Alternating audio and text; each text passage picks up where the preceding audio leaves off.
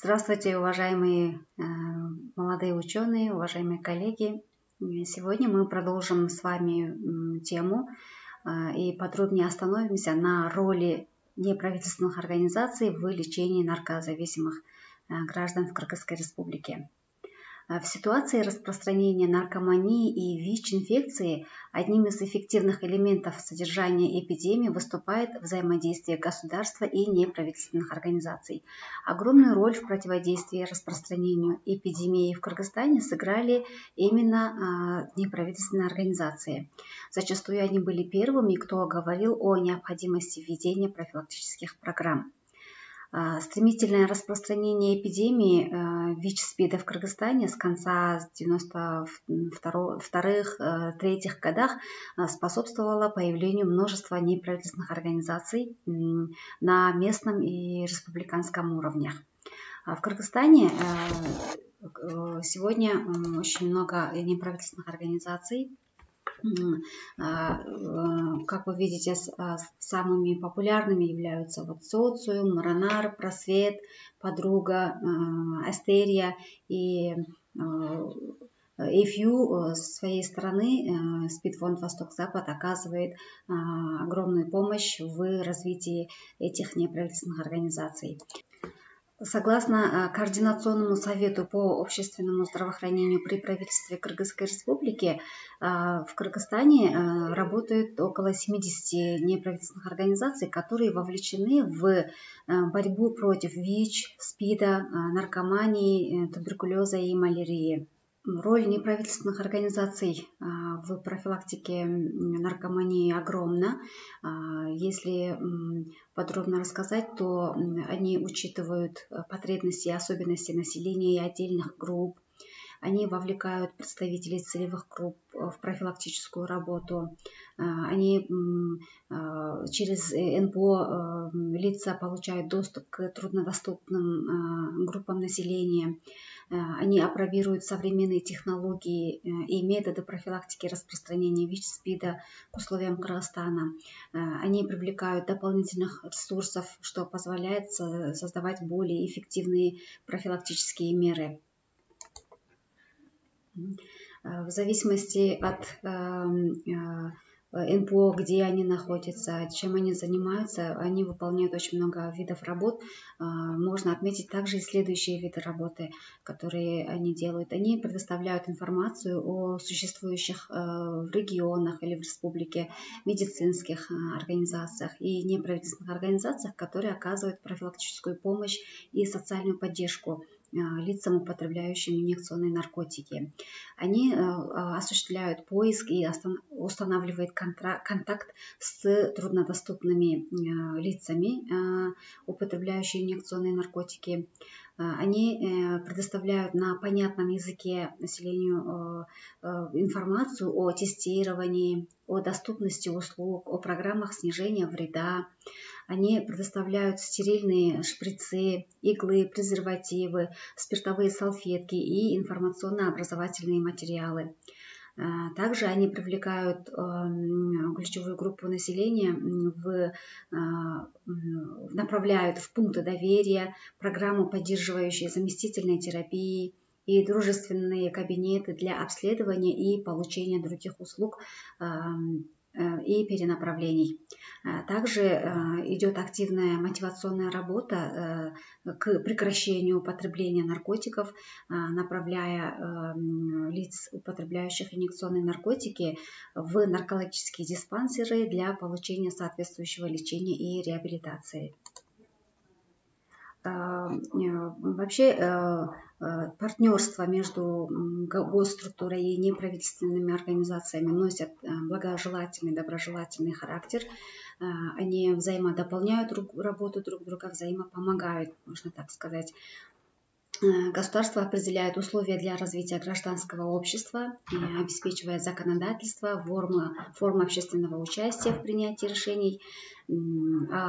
Гражданский сектор сотрудничает с госструктурой, что может быть полезным, предоставляя возможность изменить практики и использовать новые подходы. Что касается социальной работы в пенитенциарной системе, то можно отметить реабилитационные центры «Атлантис», которые открыты в пенитенциарных учреждениях. Они реализуют программы реабилитации лиц, зависимых от алкоголя и наркотиков. Она основана на миннесотской модели по лечению алкоголиков и наркоманов и применяется для лечения химически зависимых осужденных. Работа в Атлантисе проводится по определенной схеме. Каждый из начавших лечение пациентов закрепляется за одним из индивидуальных терапевтов. Данный сотрудник пишет представление на пациента и составляет индивидуальную программу терапии ИПТ, в котором указаны главные проблемы пациента, его потребности, цели, задачи плана и сроки выполнения. По истечении 10 дней представление рассматривается на клиническом собрании сотрудников и с момента разработки ИПТ ведется с учетом индивидуальных особенностей пациента и оценивается клиническим собранием. ИПТ обычно составляется на 2 недели. Также следует отметить работу чистой зоны при учреждениях ГСИН, при содействии программы Европейского Союза предотвращения наркотиков в Кыргызской Республике. Открыты и функционируют центры реабилитации и социальной адаптации. Чистая зона, которая позволяет пациентам Атлантиса, успешно завершившим основной курс терапии, продолжить свою реабилитацию, приобрести и закрепить основной курс терапии, получить начальное профессиональное образование и успешно пройти процесс реинтеграции и адаптации в гражданском обществе после освобождения с мест заключения свободы. И большое внимание уделяется развитию программ социального сопровождения освобождающихся осужденных с акцентом на уязвимые в отношении ВИЧ-инфекции группы ПИН и лицам, живущим с ВИЧ. В целом, в социальном плане НПО разделяются на следующие группы. Это дроп-ин-центры, социальные общежития, дома на полпути или ночлежки, комьюнити-центры, пункты социальной поддержки. И теперь остановимся на каждом из них подробнее.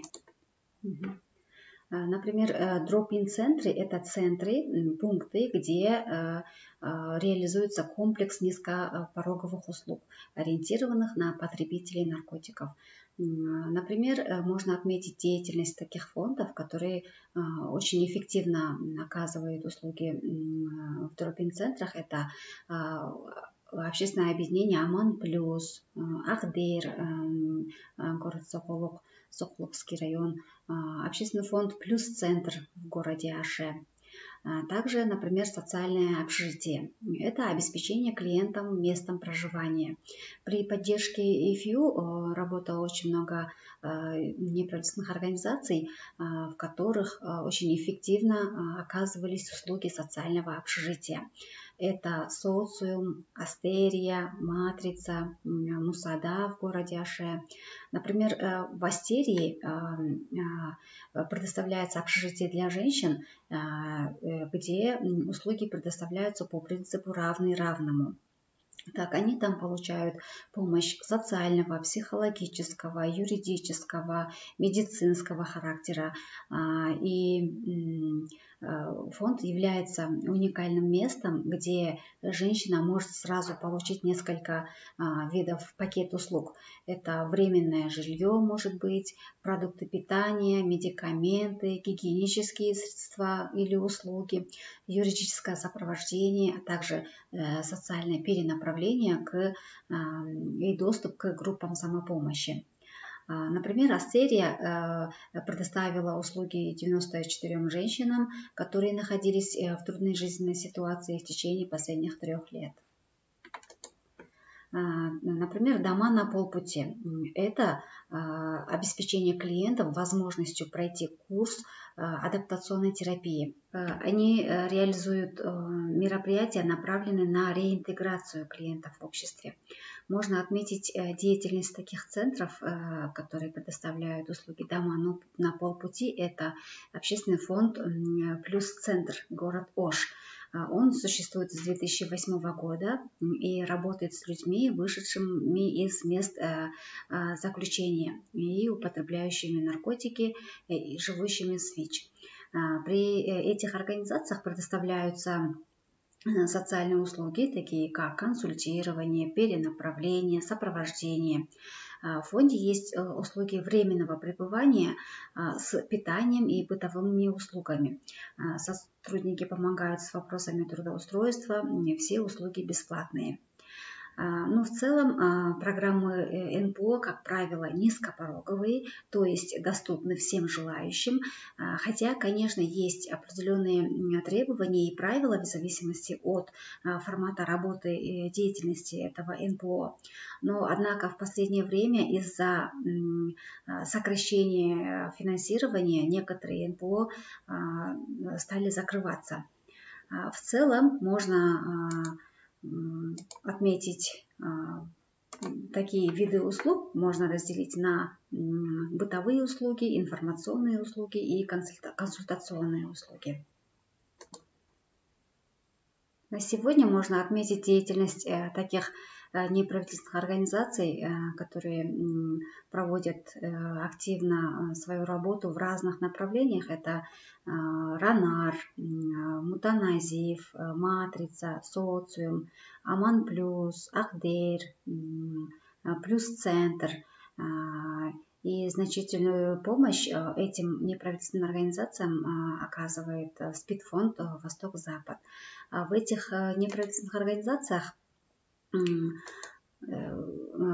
осуществляется мультидисциплинарный подход, то есть работает команда специалистов, которые включают в себя профессиональных психологов, медиков, юристов, консультантов, и также включает в свой состав равных консультантов из лица живущих с ВИЧ.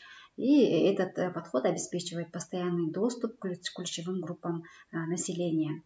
В целом можно сказать, что в зависимости от того, какая целевая аудитория, размер, от финансовых возможностей, от стратегических планов, НПО разделяется на разные виды, и наиболее очевидное различие существует между городскими НПО и НПО на регионах. В основном НПО базируется в городах Ош и Бишкек. Мы попытались раскрыть деятельность кыргызстанских НПО в профилактике наркомании.